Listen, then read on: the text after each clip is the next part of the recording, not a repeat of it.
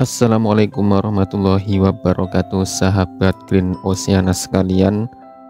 Ya, pada pagi hari ini, kalau saat ini pagi ya, mungkin di tempat teman-teman masing-masing para sahabat beda-beda. Ada yang menonton video ini malam, sore, ada yang mungkin dini hari, ya ada bangun tidur kok langsung nonton. Ya, semoga panjenengan sedoyo sahabat Green Oceana sekalian selalu diberikan kesehatan, keberkahan, dan juga tentunya kebahagiaan. Nah, pada kesempatan kali ini Green Oceana akan mengajak para sahabat sekalian untuk keliling, terutama keliling di area Keraton Ngayogyakarta Hadiningrat. Tepatnya ini karena ada suatu hal yang lumayan viral, teman-teman ya, yakni renovasi atau revitalisasi, mengembalikan tempat ini menjadi area vital karena memang rekomendasi dari UNESCO. Jadi ini diakui lagi teman-teman ya. Di revitalisasi ini mulai dilakukan kurang lebih tahun 2021 karena benteng luar ini, nah di Jogja itu ada benteng dalam yang disebut Jepuri, nah ada benteng luar yang disebut Benteng Baluwarti.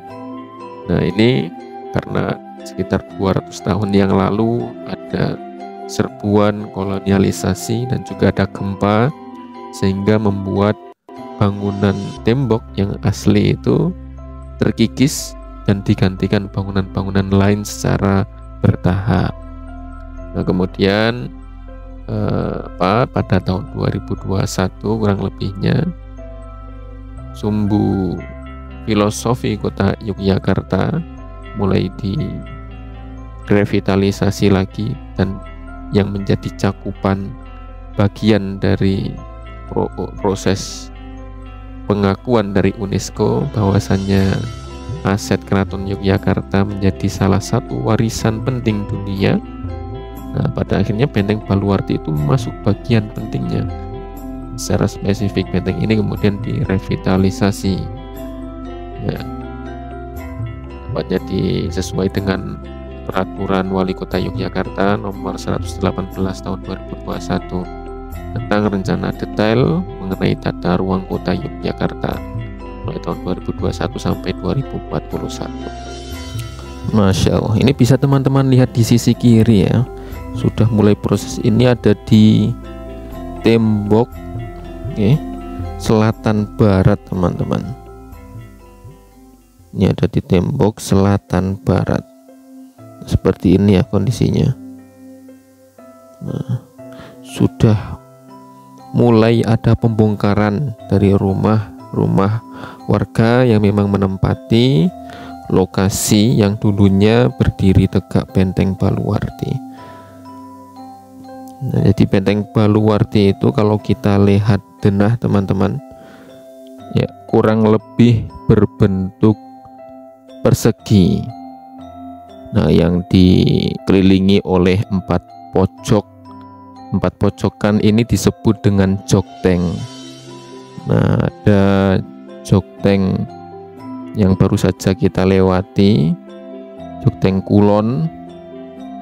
Kemudian juga nanti ini yang kita sedang tuju ada jokteng lor. Kemudian ada jokteng wetan lor dan ada jokteng wetan kidul. Nah, itu pojokan-pojokan benteng. Nah, kemudian ada juga pintu-pintu untuk masuk maupun untuk keluar. Yang pintu-pintu ini berbentuk lengkung, makanya disebut dengan pelengkung. Nah, ada pelengkung tadi ya, ini adalah pelengkung Jogoboyo teman-teman. Nah, tempat kita start di awal itu adalah pelengkung Nirboyo. Kemudian yang akan kita tuju nanti sebelah utara yang sekarang pelengkungnya sudah hilang, nah itu adalah pelengkung Jogosuro. Nah nanti masuk langsung ke Pasar Ngasem teman-teman ya. Itu pelengkung Jogosuro, makanya juga disebut pelengkung Ngasem.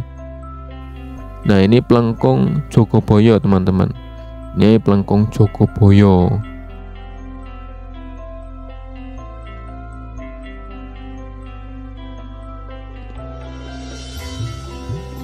Nah ini di kiri kanan masih bagus tadi ya pelengkungnya, namun di sisi utara ini sudah bangunan semua teman-teman. Kemarin juga baru dari sini, sebelum ini baru teman-teman ya, baru saja dibongkar dari masyarakat. Silahkan jika ingin membongkar mandiri, jadi barang-barang kusen, pintu kan masih bisa dipakai lagi teman-teman ya. Apalagi bebungah ini beda dengan ganti rugi ya, ini bisa saja ganti untung. Oke. Nah, ini baru saja kemarin dari sini kan ada toko, ada industri rumahan yang apa ya, jasa membuat box akrilik atau pernah ini apa ini kayak pocongan-pocongan. Wah ini warga iseng kayaknya teman-teman ya. Jadi di sini ada beberapa ruko juga. Nah kemarin baru saya kesini pesan untuk buat kotak pos. Nah sekarang udah hilang teman-teman. Ini kebetulan tanggal 13 Juni. Nah dulu sekitar bulan Februari apa ya, masih berdiri kokoh ini banyak rumah-rumah, ruko-ruko. Sekarang sudah mulai bertahap direlokasi secara mandiri oleh masyarakat yang mendiami. Nah itu tadi ada pocong. Nah ini kita mulai masuk ke Jog Tenglor. Ini Jog Tenglor teman-teman, pojokan ini ya, Masya Allah ini masih kokoh kalau Jog Tenglor. Ini mungkin tempat-tempat istirahat ya bagi para pekerja ketika istirahat siang mau makan. Wah ini bangunannya sudah bagus-bagus teman-teman.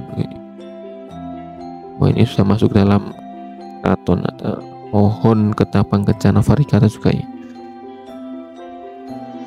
Nah, dulu kenapa kok ada pemukiman di dalam benteng ya, banyak sejarahnya ya. Ini tadi ada serangan VOC, kemudian ada gempa bumi yang membuat bangunan utama benteng menjadi tergerus. Oke. Kemudian yang bagian dalam itu juga sistem pertahanan teman-teman, menurut salah satu pendapat. Jadi kenapa Keraton Yogyakarta atau Raja saat itu memperbolehkan masyarakat tinggal di dalam ya untuk sistem pertahanan, agar ketika ada serangan tidak langsung menuju istana tapi melewati pertahanan warga. Itu konsep pertama. Kemudian di sisi yang lain ketika gempa bumi yang besar-besaran terjadi, eksodus masyarakat sekitar Yogyakarta masuk ke dalam benteng keraton. Nah itu adalah ketika terjadi gempa 1800-an atau 1700-an ya. Gempa besar sehingga mengharuskan masyarakat mencari tempat berlindung, dan karena kebaikan raja saat itu sehingga diperbolehkan untuk dijadikan tempat pengungsian. Mungkin awalnya sementara ya, tapi lambat laun semakin banyak warga yang bermukim, beranak pinak ya. Nah kemudian pelengkung lain adalah pelengkung yang ada di sisi timur dari alun-alun utara. Nah, alun-alun utara yang sekarang sudah direvitalisasi. Nah, ini adalah pelengkung Jogosuro, teman-teman. Jogosuro, tempatnya para penjaga yang merupakan orang-orang pemberani. Jogosuro.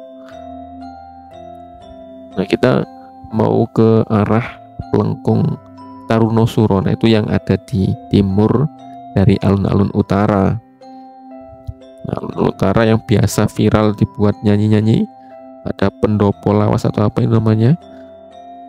Nah itu timurnya ada Dagadu dan lain sebagainya, itu masuk gerbang. Kemudian ada pelengkung untuk akses ke selatan, itu namanya pelengkung Tarunosuro. Nah pelengkung Tarunosuro itu juga bisa disebut pelengkung Wijilan.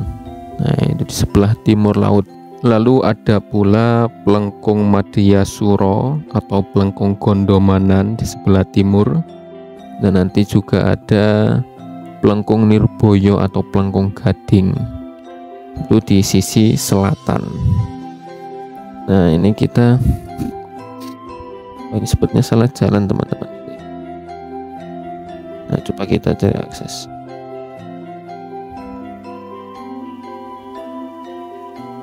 Oke, itu keraton tadi teman-teman ya. Ini saya salah belok tadi. Gak apa-apa, masih bisa masuk ke jalan akses utama. Sepertinya tadi satu arah ya. Mohon maaf tadi kok agak ngantuk kayaknya, belum ngopi. Nah ini alun-alun utara teman-teman yang juga sudah direvitalisasi lebih awal. Itu pasir-pasirnya itu sudah didatangkan langsung dari pantai selatan kalau tidak salah, dan dipagar. Nah, dulu biasa dibuat kegiatan, bahkan pernah dibuat parkir bus Mas Awa ya. Ya sekarang udah tidak bisa dijaga betul-betul, sekarang sudah menjadi warisan budaya, warisan sejarah UNESCO. Ya, jadi masih ingat dulu saat kuliah biasa main ke sini kalau bulan Maulud ya, bulan Rabiul Awal itu ya, bulan Mulut kalau Jawanya itu. Biasanya ada kegiatan sekaten teman-teman, jadi seperti pasar malam, pasar sore, jualan ya, pasar rakyat ya di sini nih. Wah, jadi lumayan ramai, bahkan pernah konser juga kayaknya. Jadi kalau sekarang sudah nggak bisa, itulah sudah dijaga betul-betul ya. Dulu juga pasir ya yang memang menjadi salah satu ikon bagian dari alun-alun utara ini sudah nggak ada. Tumbuh rumput ya, juga permukaan tanahnya nggak merata. Sekarang dikembalikan teman-teman. Nah, kenapa kok nggak ditanam rumput biar bagus, biar keren? Ya nggak gitu teman-teman, semua punya ciri khas. Nah ini yang Yogyakarta ciri khasnya adalah korelasi antara keraton dengan pantai selatan. Nah tadi ada tempat ya, pendopo lawas itu kayaknya yang Triswaka atau siapa gitu teman-teman ya, penyanyi. Nah itu tempatnya di sana yang kanan ya. Nah ini kita sudah sampai di Plengkung Tarunosuro ini. Nah ini Plengkung Tarunosuro teman-teman sekalian, masih kokoh ya, eksotis. Wah ini tebal sekali teman-teman ya. Zaman itu bisa membangun benteng yang megah, yang kokoh ya, luar biasa. Ini hasil dari revitalisasi, bisa dilihat ya teman.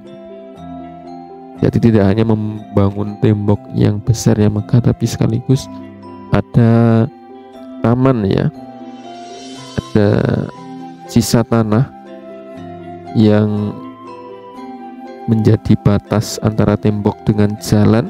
Ditanam rumput ya, ini rumput gajah atau rumput Jepang. Nah kemudian diberikan sekat arsir putih hitam. Nah, sekarang di depan ada pengerjaan sepertinya teman-teman ya. Kita putar balik terlebih dahulu biar tidak mengganggu. Kita putar balik. Nah, kita masih ada akses lain, jangan khawatir. Insya Allah banyak akses teman-teman sekalian.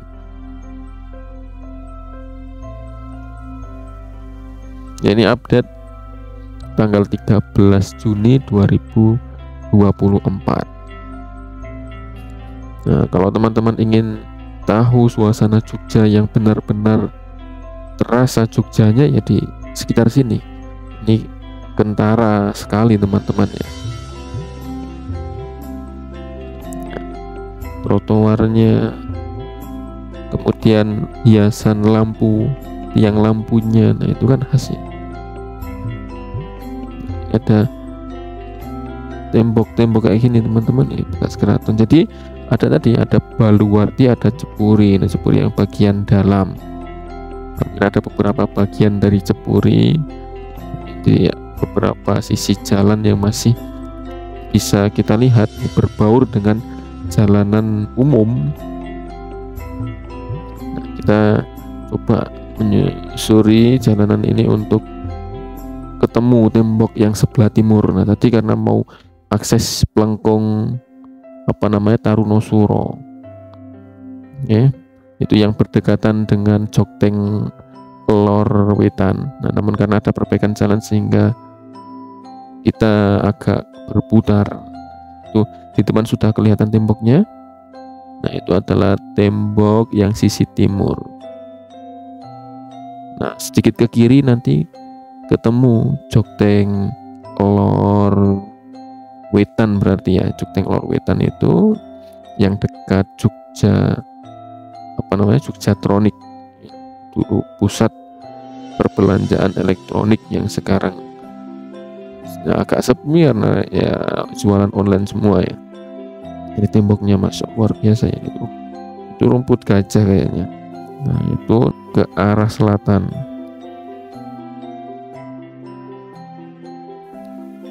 Ke arah Plengkung Madiosuro. Nah ini ke arah utara yang tadi itu. Ini ke arah Jokteng Lor Wetan yang Plengkung Tarunosuro tadi. Nah kita ke arah selatan sekarang. Ini bapak-bapak yang tadi ya lewat mana? Sudah sampai di depan kita. Wah semangat Pak, semangat. Nah itu teman-teman, pagi-pagi ini sekitar jam 9-an pagi ya, mungkin beberapa warga masyarakat ada yang memanfaatkan ya akses area ini untuk salah satunya bersepeda ya, seperti bapak-bapak yang di depan kita. Luar biasa nih, yang muda jangan sampai kalah pokoknya.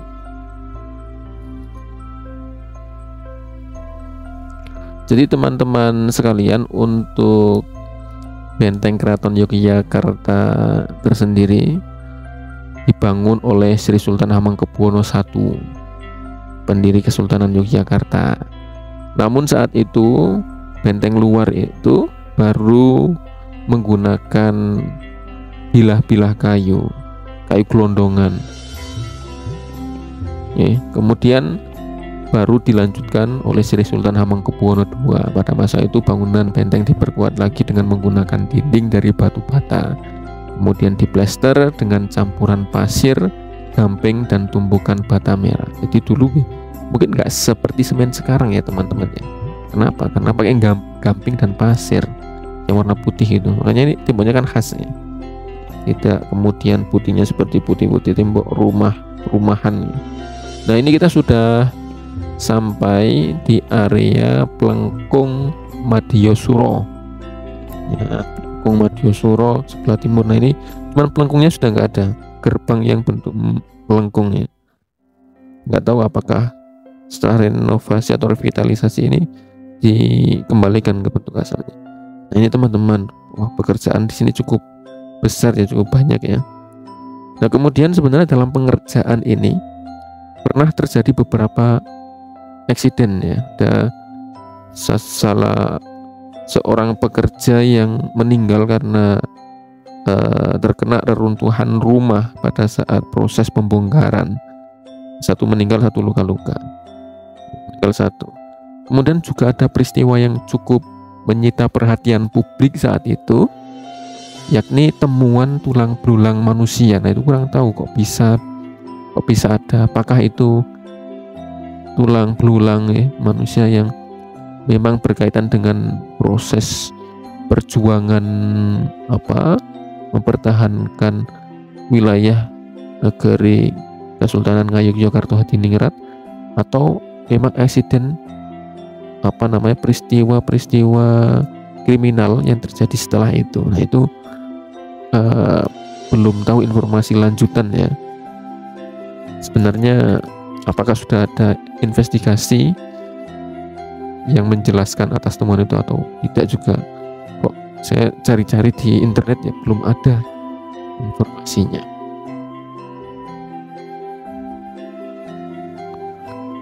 Jadi seperti itu teman-teman ya. Dari pembangunan benteng ini memang dilanjutkan oleh Sri Sultan Hamengkubuwono II. Jadi ada dibangun tembok ya, batu bata merah, plester, campuran pasir gamping. Nah, Dan sebenarnya itu karena ini ya, saat itu intensitas peperangan itu semakin meningkat, apalagi VOC datang, dan kemudian dibangunlah benteng Rustenburg yang kemudian berganti nama dengan benteng Frederikburg yang sekarang ada di selatan Malioboro, teman-teman. Jadi seperti itu. Itu kurang lebih tahun 1765 sampai 1787-an. Oke. Nah, sebagai respon. Nah, awalnya untuk pembangunan pertama kan 1700-an, 1706 ya. Saat itu kalau nggak salah dipimpin oleh Raden Ronggo Prawiro Santiko, Bupati Madiun. Nah, kemudian setelah itu diperbaiki lagi oleh Sri Sultan Hamengkubuwono II. Ini karena merespon agresi VOC yang semakin meningkat dan berdirinya benteng Frederikburg yang kokoh gitu. Terakhirnya kalau misalkan benteng Frederikburg kokoh terus meriam peluru-peluru seperti itu sudah masuk, kalau hanya bilah kayu dan kayu gelondongan ya tembus, teman-teman. Akhirnya dibangun tembok. Nah, kemudian tembok ini atasnya itu kurang lebih lebarnya 4 meteran, teman-teman ya. Bisa dilewati kendaraan ya. Nah, ini kita sudah sampai di Jokteng Kidul berarti. Kidul Wetan, dari Jokteng Kidul Wetan ini. Nah, ini kalau dari sisi luar itu yang ada pusat Vespa itu, teman-teman. Kalau mau jual beli Vespa, bahkan salah satu artis terkenal Andre Taulani dan juga geng motornya itu prediksi pernah ke tempat ini, teman-teman, yang di sisi luar dari Jokteng Wetan ini. Jadi pojokan benteng Wetan Kidul itu ada pusat Vespa.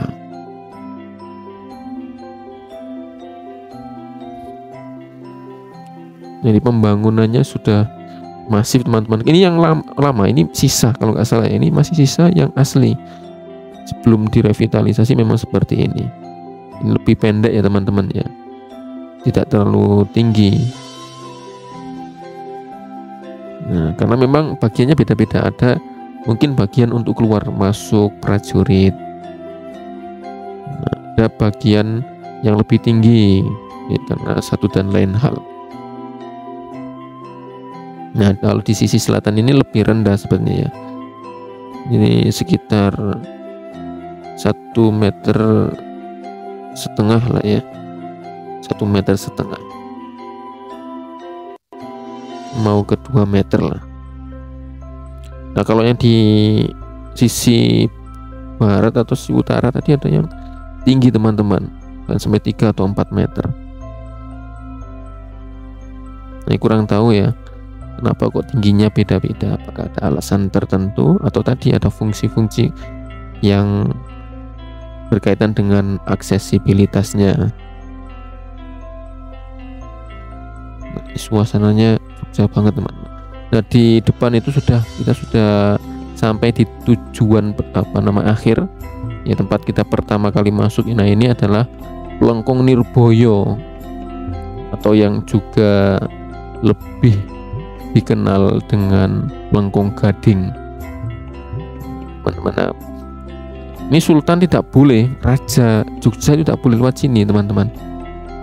Selama ia masih hidup tidak boleh lewat sini. Kalau misalnya beliau wafat, nah itu baru lewatnya adalah lewat sini.